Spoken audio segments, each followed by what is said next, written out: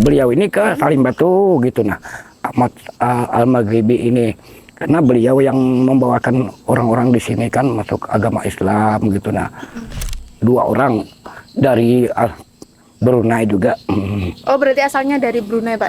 Asalnya dari Brunei. Keajaibannya itu Syekh Al-Maghribi ini dia dimakamkan pas posisi jam 6 sehingga sampai matahari itu bertahan sampai jam 7. Dia masih bertahan. Pas setelah dimakamkan, orang-orang pun lagi jalan pulang, matahari pun terbenam. Pas jam 7. Ini lebih duluan dibanding dengan Kesultanan Bulungan? Oh, duluan ini. Duluan ini. Berarti Islam sudah ada sebelum Bulungan ada, Pak ya? Iya. Masuk. Oh, iya.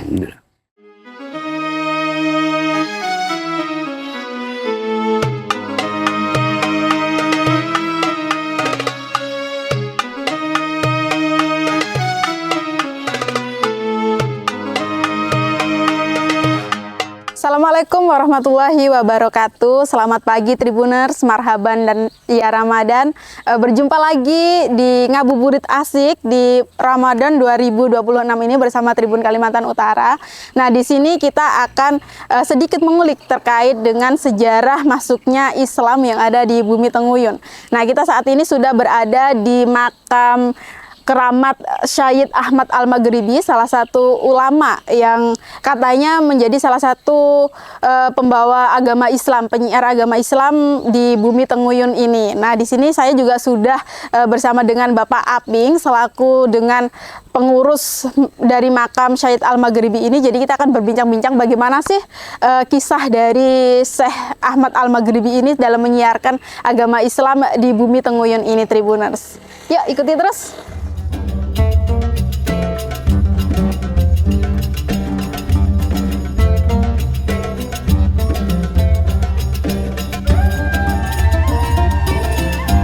Tribuners, sekarang saat ini kita sudah bersama dengan Bapak Aping. Nah, Bapak Aping ini salah satu penjaga makam Syekh Ahmad Al-Maghribi. Kita akan sedikit berbincang-bincang dengan Bapak Aping. Bagaimana sih sejarah dari Syekh Ahmad Al-Maghribi ini di Salim Batu dan seperti apa sih peradaban Islam di Salim Batu ini berjalan seperti itu. Selamat pagi Bapak Aping. Selamat pagi. Ya, assalamualaikum, sehat Bapak? Waalaikumsalam, sehat. Iya, Pak, mungkin bisa dijelaskan Pak terkait dengan sejarah dari makam, kenapa makam ini bisa menjadi salah satu makam religi di Salim Batu? Mungkin dari seperti apa sih Syekh Al-Maghribi itu gitu Pak? Oh, sejarahnya begini kan, ke waktu tahun berapa kita tidak tahu sudah, karena kita masih istilahnya masih belum dapat asal usulnya. Kita tidak tahu tahun berapa dia masuk ke sini. Yang jelas kan yang kita tahu hanya wafatnya aja. Tahun 1932. Oh, ini wafatnya Pak ya? Wafatnya. Nah, masuknya beliau kita tidak tahu. Bahkan orang Salim Batu di sini tidak ada mengingatkan permulaannya masuk beliau ke Salim Batu. Yang kita tahu hanya sejarah dia memasukkan agama Islam ke Salim Batu. Membawakan seperti itu. Seperti nah, itu sejarahnya seperti apa Pak? Beliau itu bisa masuk ke Salim Batu ini gitu? Karena saya dengar sejarahnya beliau ini, cuma dorang banyak memang dorang ini. Kalau tidak salah 12 orang semuanya. Karena dorang berpencar sehingga beliau ini ke Salim Batu gitu. Nah, Ahmad Al-Maghribi ini karena beliau yang membawakan orang-orang di sini kan masuk agama Islam gitu. Nah, setelah sampai teman-temannya ini kan istilahnya 2 orang dari Brunei juga. Oh, berarti asalnya dari Brunei Pak? Asalnya dari Brunei. Kalau saya lihatannya itu kan sejarahnya itu sekarang. Pak, apa sih yang menjadi karomah dari Syekh Ahmad Al-Maghribi ini? Pasti namanya awalnya kalau saya baca itu belum ada Maghribinya Pak ya? Iya, memang. Nah, itu seperti apa Pak ceritanya? Karena beliau ini kan memang awalnya namanya itu Ahmad aja. Nah, karena beliau ini ya pengaruhnya besar di Salim Batu ini, boleh dikatakan diangkat menjadi Syekh Al-Maghribi gitu nah. Selama ini tadi kan itu beliau orang biasa juga, bukan orang apa model saya apa, ya cuma orang biasa aja dia. Tapi ada cerita khusus nggak Pak? Misalkan kalau nggak salah itu pas waktu saya baca beberapa sumber itu Syekh Al-Maghribi ini saat dimakamkan tuh ada keajaiban. Nah, ada. Itu ada. Keajaibannya itu Syekh Al-Maghribi ini dia dimakamkan pas posisi jam 6 sehingga sampai matahari itu bertahan sampai jam 7. Dia masih bertahan. Pas setelah dimakamkan, orang-orang pun lagi jalan pulang, matahari pun terbenam pas jam 7. Oh, pas waktu si Syekh Al-Maghribi ini dimakamkan, mataharinya tetap terang di daerah tetap, ya, Pak? tetap bertahan matahari itulah dinamakan Al-Maghribi. Itu karomah, salah satu karomah beliau Ya, Pak, ya? itulah karomahnya dia beliau ini. Dan juga beliau ini kan sejarahnya bukan di sini sebenarnya, di bawah itu. Beliau ini kan karena ya ada kelebihannya dia sehingga dia naik gitu nah. Dan juga beliau ini walaupun banjir besar dia enggak begitu acap. Oh, enggak pernah acap. Enggak pernah acap. Bahkan barang ini kalau hujan boleh dikatakan orang dua ini tetap basah, dia enggak. Oh, ini ada 2 makam Pak ya? Boleh kita lihat? Tiga. Silakan.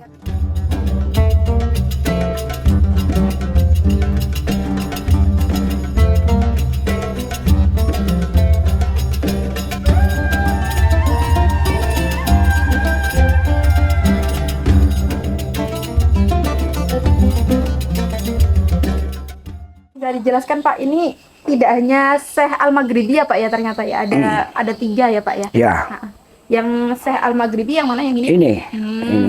Ini Al-Maghribinya, Syekh Al-Maghribinya. Itu ibaratkan pengikutnya. Oh, pengikutnya. Pengikutnya dia. Jadi istilahnya boleh dikatakan dialah istilahnya kepala mereka, membawakan mengajarkan agama-agama di Salim Batu ini. Oh, ini masih Masehi Pak ya Pak? Tahun Masehi. Jadi ini lebih duluan dibanding dengan Kesultanan Bulungan. Oh, duluan ini. Duluan ini. Berarti Islam sudah ada sebelum Bulungan ada Pak ya? Ya. Sudah masuk. Oh iya. Pak, sejauh ini makam ini sering dikunjungi masyarakat nggak Pak? Menjadi salah satu objek religi atau seperti apa? Sering. Makanya saya di sini kan istilahnya tidak bisa kotor apa. Siang-siang malam tetap orang ada. Cuma kita tidak mau istilahnya begini enggak mau kita kan, cuma ya mereka aja yang mau berkunjung silahkan. Kita enggak mau bisa juga melarangkan orang berkunjung kan, biarpun di agama pun yang mana silahkan saja. Berarti tidak harus orang Islam yang tidak, karena sesuai dengan apa keinginan kita kan. Tapi Syekh Maghribi ini ada keluarganya atau tidak Pak? Kalau keluarganya sih tidak ada, kalau saya lihat di anunya itu di asal usulnya. Kalau anaknya ada, saya lihat itu ada anaknya 2. Nah cuma kita tahu posisi anak itu di mana sekarang. Berarti tidak dimakamkan di sini. Tidak dimakamkan, beliau aja dimakamkan. Pak, ini terkait dengan kondisi makamnya ini berapa kali sih Pak dilakukan renovasi gitu, atau dari awal memang sudah seperti ini? Atau... Nah ini awalnya kan bukan begini sebenarnya, karena ya boleh dikatakan ya namanya sekarang kan modern. Nah kalau yang dulu kan memang ini aja sendiri. Oh ini? Ini aja. Oh ini nisannya Pak ya? Itu dari dulu nisannya itu. Oh berarti ini dari awal, dari tahun 1882 Masehi ya Pak ya? Iya. Tapi untuk posisi makamnya memang sudah di atas ini? Enggak. Enggak, di mana? Di bawah. Oh di bawah ini dipindah berarti Pak ya? Dia waktu tahun berapa kita belum ingat kan, ada banjir besar, dia naik tiba-tiba aja naik. Sedang orang di sini enggak tahu. Naik secara sendiri? Iya. Ini maksudnya naik itu posisinya dia datarannya dari tinggi gitu? Naik di dataran gini dia kan. Karena apa? Di sana itu kan di bawah. Karena banjir dia naik. Ya Tribuners, ini di sebelah kiri kita ini adalah makam dari Syekh Al-Maghribi. Nah, di duanya ada tidak hanya makam Syekh Al-Maghribi, di samping-sampingnya ini menurut Bapak Aming ini salah satu makam dari pengikutnya dari Syekh Al-Maghribi. Ini namanya Sultan Iskandar. Jadi ini dimakamkan di samping-samping. Ini menjadi salah satu bukti bahwasanya penyebaran agama Islam di Bulungan itu memang sudah ada sebelum Kesultanan Bulungan itu masuk, Tribuners. Kalau ini Syekh Al-Juri. Ini juga salah satu pengikutnya dari Syekh Al-Maghribi. Apa ini, Pak? Qasidah Salam Ziarah. Ya, ini kan istilahnya kalau orang mau berjarah kan yang jelas dibacakan dulu ini. Oh. Nah, sudah ini dibacakan baru bermohon kepada beliau kan. Tapi sejauh ini Pak yang datang berkunjung ini siapa saja Pak? Bahkan Pak Gubnya datang. Pokoknya dari jauh-jauh datang semua. Berarti tidak hanya dari daerah Salim Batu Pak? Tidak. Sudah sering. Bahkan dari Bali sana. Oh, dari Bali pernah berkunjung di sini. Begini. Pokoknya mana ya mereka tahu sejarahnya tuh Pak? Ya mungkin orang lihat kan sekarang kan di di Google lihat kan. Nah, karena ini kan menyebar sudah sampai ke luar negeri sana kan. Jadi mereka tuh lihatnya di sini, oh di sini. Bahkan orang tidak tahu datang di sini sama sekali tidak tahu makamnya di sini di Salim Batu nih, tiba-tiba jalan minta pertolongan dari mereka di Tanjung Selor bawa ke sini. Pak, biasanya ada prosesi khusus nggak Pak? Misalkan bagi para peziarah yang datang, misalkan harus berwudu dulu atau seperti apa gitu, atau tidak boleh apa gitu? Oh enggak.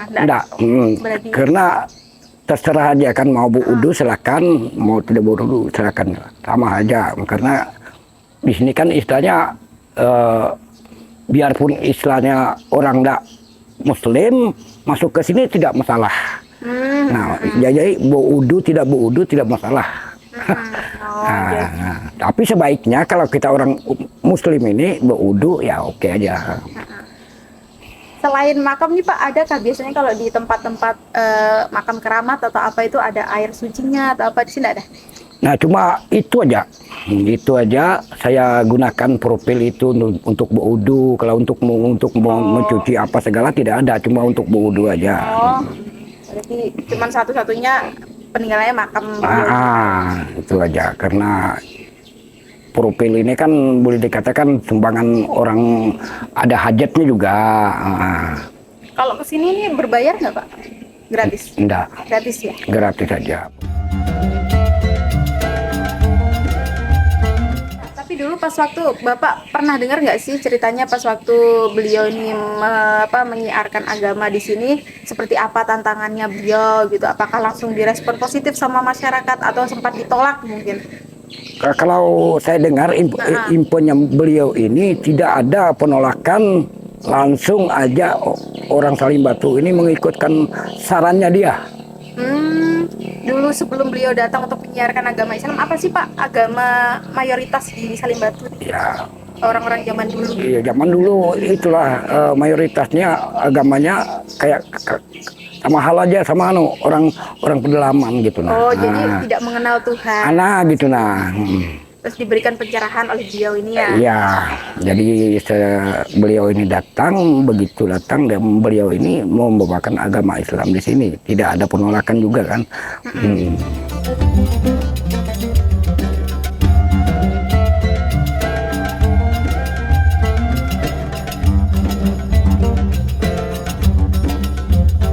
Nah, demikian Tribuners, tadi kita sudah mengunjungi makam dari Syekh Ahmad Al-Maghribi, yakni salah satu ulama yang berasal dari Brunei, di mana beliau ini menyebarkan agama Islam di bumi Tenguyun bahkan sebelum Kesultanan Bulungan ini ada, Tribuners. Nah, berdasarkan penelitian yang ada, beliau ini dinyatakan wafat pada tahun 1883 Masehi. Nah, demikian Tribuners mungkin ngabuburit asik kita pada Ramadan hari ini. Sampai berjumpa di program selanjutnya bersama kita Tribun Kalimantan Utara. Bye-bye. Download Tribun X sekarang. Menghadirkan lokal menjadi Indonesia.